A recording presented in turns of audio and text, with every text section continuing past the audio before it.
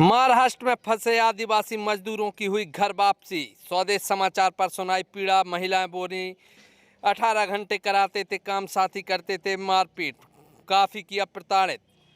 बीते बुधवार को अशोकनगर जिले से दो तस्वीरें सामने आई थी, जिसमें मुंगावली विधानसभा के विधायक के पास ब्रजेंद्र सिंह के पास कुछ आदिवासी परिजन पहुंचे थे और उनका कहना था कि महाराष्ट्र में 70 से 80 आदिवासी मजदूर फंसे हुए हैं। साथ ही साथ अशोकनगर विधानसभा के भी कुछ मजदूर महाराष्ट्र से लौटकर कलेक्ट्रेट पहुंचे थे और कलेक्टर और एसपी से मिलने की कोशिश की, लेकिन नहीं मिल सके। इनका भी कहना था कि उनको न केवल बंधक बनाया गया बल्कि उनकी मजदूरी खा ली गई। इस खबर को स्वदेश समाचार ने प्रमुखता से दिखाया था, जिसके बाद जनप्रतिनिधियों व अधिकारियों ने इस पूरे मामले को गंभीरता से ली और तत्परता दिखाते हुए मुंगावली विधानसभा के आज लगभग 40 से 50 मजदूर मुंगावली पहुंचे हैं। और इस तरह इन आदिवासियों को कड़कड़ाती ठंड में मुंगावली पहुंचने पर स्वदेश समाचार से इन लोगों ने अपनी पीड़ा सुनाते हुए कहा कि उन्हें 18 घंटे ऐसी कड़कड़ाती ठंड में रात को 12 से 1 बजे तक काम कराया जाता था।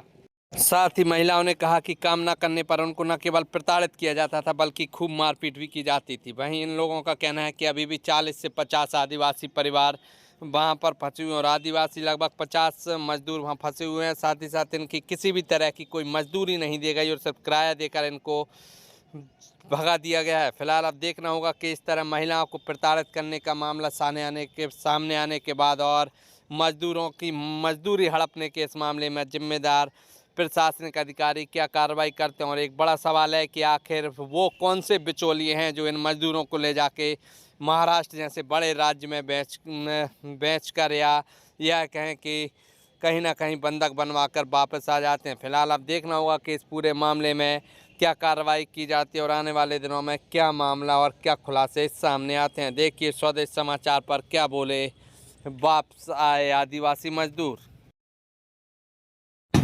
परसों अशोकनगर जिले में ऐसे मामले सामने आए थे जिसमें न केवल अशोकनगर विधानसभा के आदिवासी मजदूर महाराष्ट्र में फंसे हुए थे बल्कि मुंगावली के कई गांव के लगभग 70 से 80 मजदूर महाराष्ट्र के विभिन्न जिलों में फंसे हुए थे। जिसके बाद इस पूरे मामले की जानकारी वे स्थानीय विधायक ब्रजेंद्र सिंह यादव के पास पहुंची थी और उन्होंने एसपी अशोकनगर से बात की थी। जिसके बाद प्रशासनिक अधिकारियों में हरकत हुई थी और उसके बाद प्रशासनिक अधिकारियों की भी लगातार तत्परता से आप देख रहे होंगे ये आदिवासी मजदूर हैं हमारे पीछे, ये महाराष्ट्र से चलकर बाई ट्रेन मुंगावली तो पहुंचे, लेकिन अभी भी इनका बताया कि कहीं ना कहीं 40 मजदूर अभी भी महाराष्ट्र में फंसे हुए हैं और उनको नहीं आने दिया। साथ ही साथ इनका ये भी कहना है कि दो लोग गायब हैं। इस पूरे मामले में हम अनिल से बात करते हैं कि आखिर उनको क्या परेशानी आ रही थी, क्या कहना चाहेंगे इस पूरे मामले।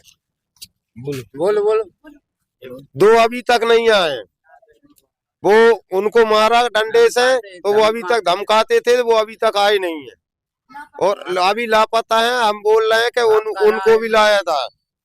40 आदमी भी अभी तक नहीं आए। वो उनसे भी बोला, फोन लगाया तो वो बोल रहे थे कि आ जाएंगे, मानो वो अभी तक उन्होंने भेजा नहीं है। तो तुम्हें परेशान कैसे करते थे? परेशान ये करते थे कि सुबह 5 बजे जगा देते थे कि लेडीज बाद में आएंगी, खाना बनाने के बाद पहले आप 7 बजे काम पर जाओ। फिर भी वो बोलते कि हम फिर भी 8 बजे की सोचते थे कि 8 बजे चले जाएं, मानो वो बोलते थे कि आप जाओ पहले, बाद में आएंगी लेडीज, आप जाओ काम पर, खाना बनाने के बाद हम इनको छोड़ देंगे भाई, ये बोलते थे। क्या परेशानी आ रही? ये परेशानी है, पहले तो 5 बजे से जगा देते थे और 6 बजे से हमको लगा देते काम पे, तो 12 बजे रात में हमको छोड़ते थे। पैसा कितना मिला? पैसा हमको अभी नहीं दिया, किराया खाली किराया दिया था 12,000, तो खुद जेब से आधा पैसा मिला के लाए हैं। ये वो महिलाएं भी है जिनसे बात करेंगे, इनके गोदी में आप देख रहे होंगे जरा सा मासूम सा बच्चा है, इसके बावजूद भी यदि देखें तो ये लगातार काम कराया जा रहा था, प्रताड़ित किया जा रहा था। क्या कहना चाहिए, क्या परेशानी हो रही है? हमको इतना परेशानी था वो काम अच्छे से नहीं कराते थे। 12 बजे रात में छोड़ते थे और बच्चे हमें भूखे प्यासे रोते थे तो टाइम से रोटी नहीं खाने देते। मतलब 6 बजे से निकालते थे, 10 बजे 12 बजे ऐसे छोड़ते थे और टाइम से हमको खाना नहीं खाने देते। मार ऐसे किसी जिद कर रहा है तो उसको मारते थे और टाइम से खाना नहीं खाने देते। क्या परेशानी हो रही? अरे ये परेशानी थी ना, उसमें क्या था कि मतलब सुबह 6 बजे से हम निकल जाते थे, सुबह 6:30 6 बजे से हमको मतलब वो काम पे अपने मजदूरी से हमको लगा देते और हमको रात में 9 और 10-11 बजे के करीब हमको वो वहाँ से फ्री करते थे। अब साहब अब 10-11 बजे अगर हम फ्री होंगे, खाना पीना जैसे हम करेंगे एक तो एक हमको दो बज जाते खाना बनाने में। तो जैसे हम खाना पीना करेंगे ना तो हमको क्या बच जाएंगे साहब। जैसे हम 10 बजे से करेंगे मान लो, तो 10 बजे से हम करेंगे तो हमको कम से कम 1.5 घंटा और 2 घंटा तो लगता है खाना पीना में साहब। तो अब तो 1.5-2 घंटे लगे। लेके कौन गया था तुम लोग? पप्पू यादव है ड्राइवर और एक कंडक्टर है, एक वो सोनू नाम का और एक मतलब है यादव है जारोली को, वो बाप का नाम मोर्शी भैया को रविंद्र यादव, रविंद्र सिंह यादव चार जने। अरे किसी ने जो तुमसे बात की होगी मजदूरी की व्यवस्था के महाराष्ट्र में किसने कराई थी, कौन आया था? ड्राइवर रविंद्र जी ले गए थे और खाना फ्री जी ले गए थे। यादव ने और रविंद्र यादव ने बोला। इनने मतलब ये वो मजदूर है, इनका स्पष्ट तौर पे कहना है कि इन्हें पप्पू यादव, रविंद्र यादव और कुछ अन्य लोगों ने कहीं ना कहीं महाराष्ट्र भेजा गया था। फिलहाल देखा जाए तो ये पर्ची लिखे हैं, इसमें एक नंबर भी इनके पास है।